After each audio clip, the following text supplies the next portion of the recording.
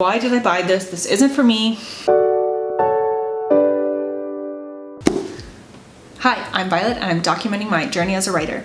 And today I'll be sharing my thoughts on the writing craft book, Story Genius by Lisa Cron. So a little bit of context. I read this as part of my Preptober preparations for the upcoming 2020 NaNoWriMo. So the entire time I was reading it, I was having that particular project that I'm going to be working on in mind.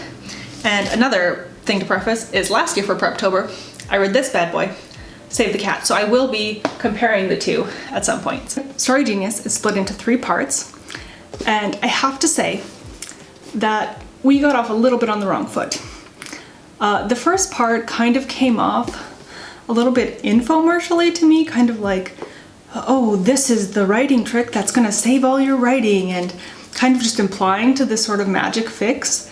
And I was kind of thinking, okay, I already bought the book, you don't need to try to lure me in like this with all these kind of big flashy claims, and kind of just going on about how storytelling is so magical and kind of encoded into every human and the kind of brain science behind it. And I don't know, just the beginning tone of it wasn't really for me. And as I was reading it, I remember thinking, oh, they're throwing a lot of shade to pantsers.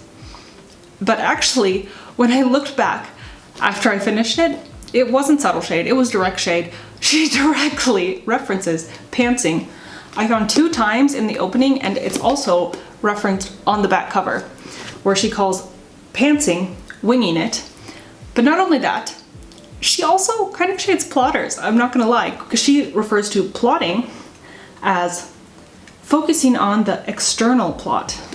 So Lisa was kind of throwing shades in all directions, kind of like everybody else is wrong and my way is right, which obviously is gonna rub, I would say some people, but actually a little bit of everybody's gonna be rubbed the wrong way by that. But I stuck with it. I kept reading into part 2, and that's where things started to pick up for me. So the part 2 is where she starts using her methods of sort of working a story idea, and she uses her friend Jeannie, as an example. So her friend approaches her with this story idea, and Lisa gives her sort of method of building a story to Jeannie and gives her these exercises, and we get to see Jeannie's story sort of build from that beginning what if idea all the way through. So in theory, that's really cool.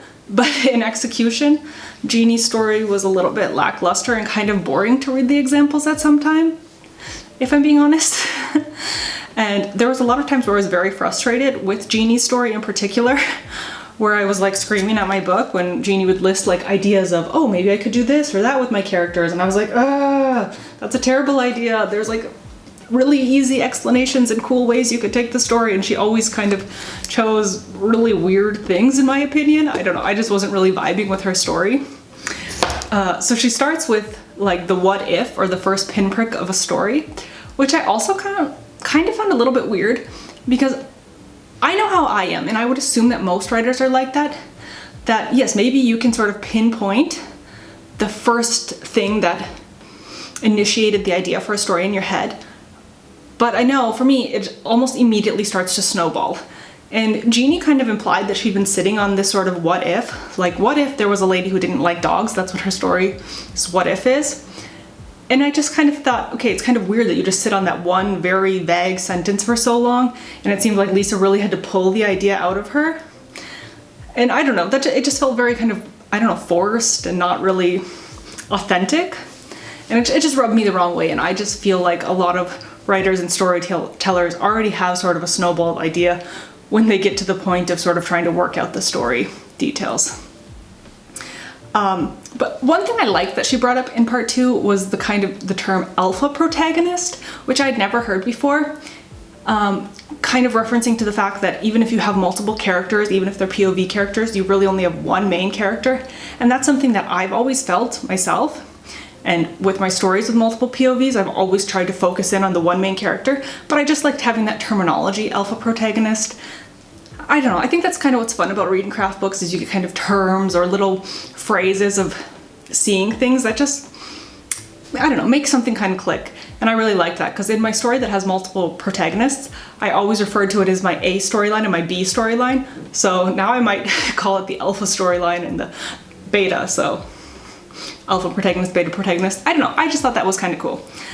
And another thing that she mentions was this sort of asking why at every little turn, like bringing reasoning and logic into every little thing about the story. Kind of like she referred to it as kind of like a little kid who's in that sort of why stage where they ask why for everything. And I don't know, I liked that, and I think it's so simple, but so effective. To every little decision your character makes, every little backstory you make, every little thing, to double check yourself by why. Again, like I said, it seems kind of common sense, but just to have that little trick while you're writing or revising, to always be checking yourself, I found that very useful and interesting. So now we get into the part that was the most beneficial for me in the entire book, and this part alone was worth it for me, this book.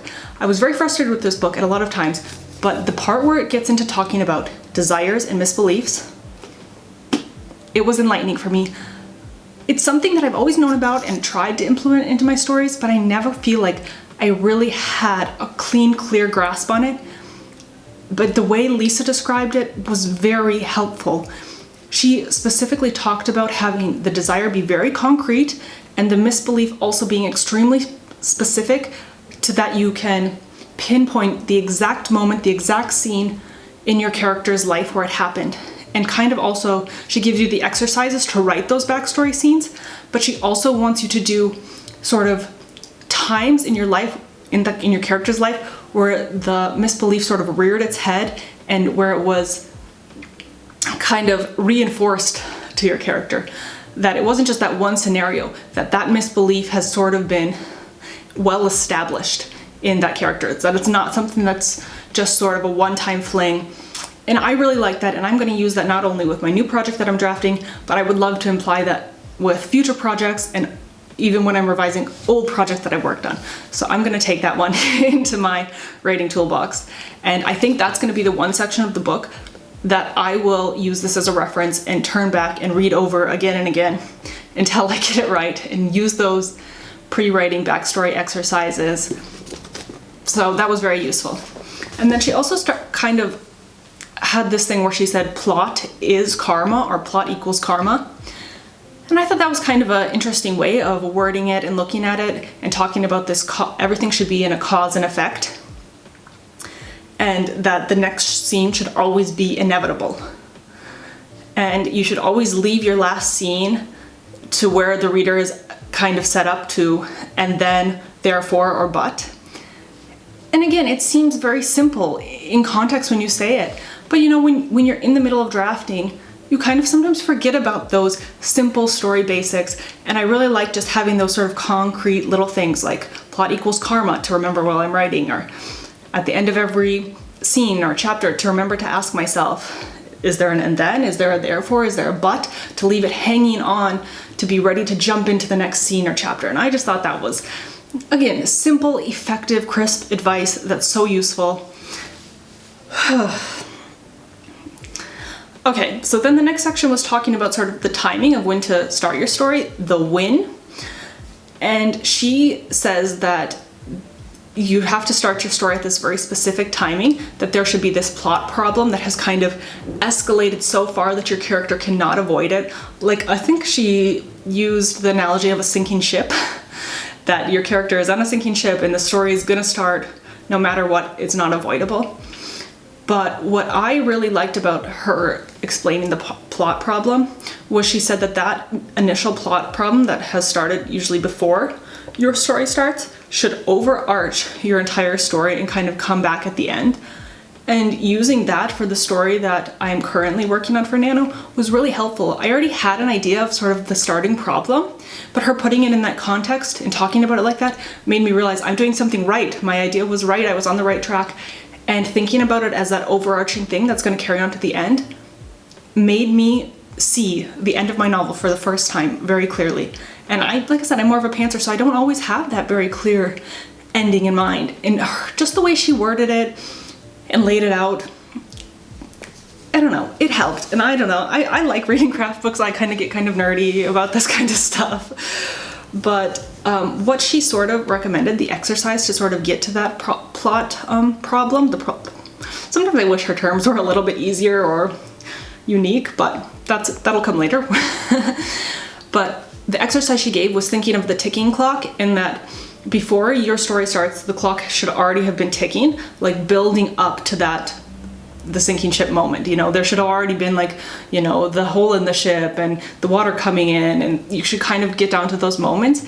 And she had that exercise, the first tick, the second tick, and kind of go through this stuff that's escalating for your character before the novel even starts. And I found that exercise also really interesting and helpful, and I will be using that going forward in future projects, and even re-examining my old projects that I don't feel like have the strongest starting point. So I was really happy with some of those tips.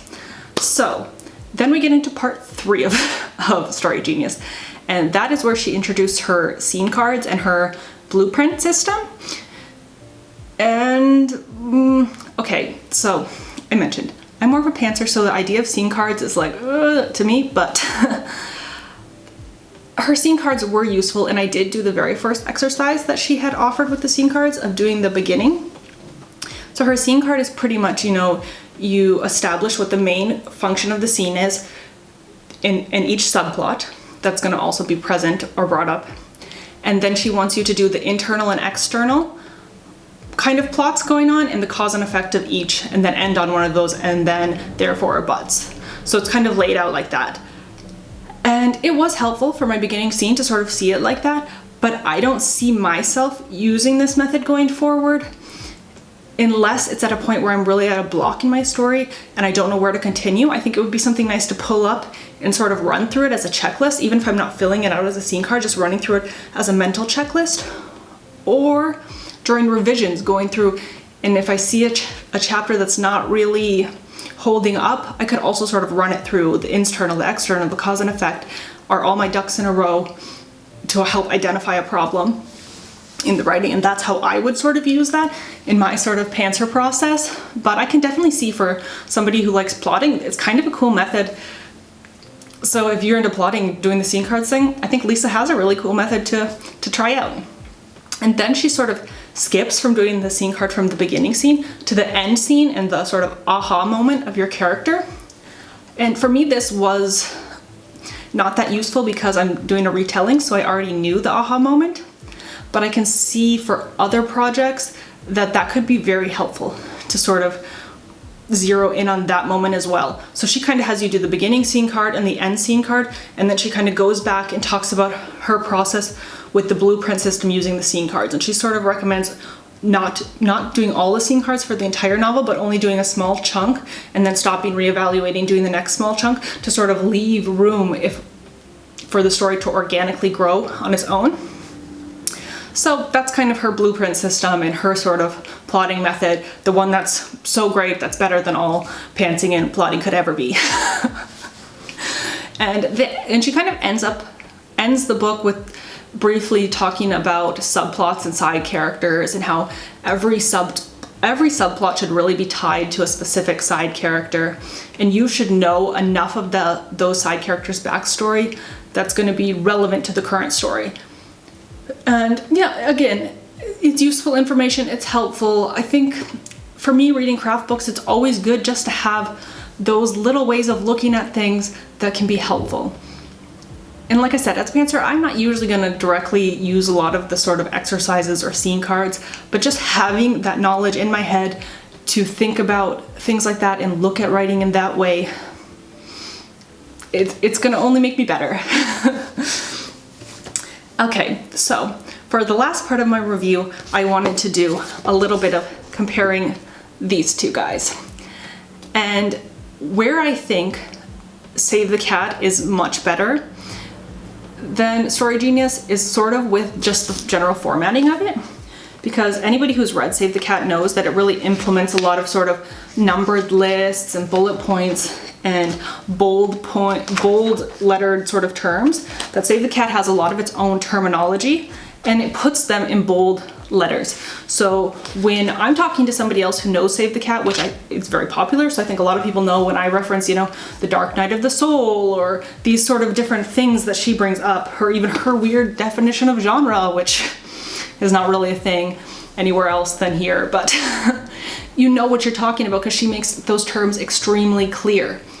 Where here, it almost seems like Lisa just goes halfway with the terms. Like she brings up, the what if, the first pinprick, the third rail, that's a thing she mentions. But for me, she never gave a real clear, concise definition of some of those things, where if she would have just put it in bold, put a definition or some examples there and took a little extra step to do that, it would have made this also something that I could reference those terms and just have words for it. And I don't know, I appreciate that with Save the Cat a lot more. And another thing that I appreciate more with Save the Cat was the spoiler warnings. Lisa mainly was going through her friend's original story, but she does at some points bring up other novels and films that she references the plots of, especially when she was doing the aha moments, which is pretty much, the ending of the book. And she, in short succession, references like 3 movies all at once, boom, boom, boom, boom, boom, in a short sentence, kind of saying, here's the aha moment. And it's kind of like, here's this movie and here's spoiler, this is what happens. There was no spoiler warning, and I hadn't read those or seen those films, so I just kind of glazed over. I saw the beginning and what this was kind of getting into, and I was like, I don't want to be spoiled. And Save the Cat, anybody who's ever read it, at every beginning part, they have this gray box that lists, these are the titles that are going to be spoiled in this section. This is what I'll be using as an example. So you can go in knowing that you're going to be spoiled and choose if you want to be spoiled, where Lisa just kind of hits you with them, and I didn't really like that. And also kind of on the same note, I don't know if I really liked her friend's story being used throughout and being so heavily part of the main thing of the book. I kind of wish that she would have used examples throughout, and then at the end had a section where it's like, a small section of all of Jeannie's stuff right together, like, let's see how this works as a whole with a new story, boom, boom, boom, boom, boom. I think I would have appreciated that more, to sort of explain all the little things with more relevant novel examples, but maybe that's just me, because it was cool seeing a story come from nothing, come from that what if to go the whole way. But the fact that the story was kind of weird and not very likable also kind of taints the vibe of the book for me. So I think that's most of the points I had. Also, I just want to touch on some of the things that I thought were sort of the anti-pantser things, where she kind of says pantsing is impossible. Well, in some places I feel like she kind of contradicted herself talking about writing linearly, because when she's talking about doing these sort of backstory and pre-writing with backstories, which I consider pre-writing a very sort of pantser thing to do, and she talks about like, oh yeah, stories aren't made linearly, you have to go back and know this stuff before you go. But then later when she's talking about her scene cards, she's very much like, you have to write in order, it has to be always in this consecutive row, and that's the only way. And I actually highlighted all the areas in the book where she talks about writing linearly or not, and yeah, it kind of seems like half the time she's preaching one thing and the other half she's preaching something else. And there were several weird little moments like that felt a little contradictory. And I don't know. In general, reading this book, I was extremely frustrated reading it. I'm going to be honest. I feel like I'm giving a very positive review about all the things that I found helpful, but in reality, I was so frustrated reading this. I was at times rolling my eyes or screaming at the book or screaming at Jeannie's stupid ideas about her dog novel. But I kind of think that's great, because the moments where the light bulb went off in my head and I was so inspired were worth it. And I think the fact that a craft book got all these different emotions out of me, that's kind of powerful in a way. And I actually really appreciated the moments of Lisa's writing where she was a little bit voicey and kind of put her own personality in there. There's videos of her doing TED Talks and stuff on YouTube that you can look up, and I watched those after I read this, and I have to say, her speaking voice and way of talking is exactly how I imagined her based off of her writing, and I think that really says something. She's obviously an extremely talented writer and storyteller, and Gotta give her all the props for that. So I actually think reading any craft book can be beneficial, and even me as a pantser got a lot out of this guy. But again, I took some of Lisa's thoughts with a grain of salt, just kind of knowing that they weren't relevant to me and I wouldn't be using them. But overall, I liked it. I'm going to take a lot of the tips that she suggested here and use them in my future writings, and that's my thoughts on this. And yeah, so catch me in the next video, and thanks for watching.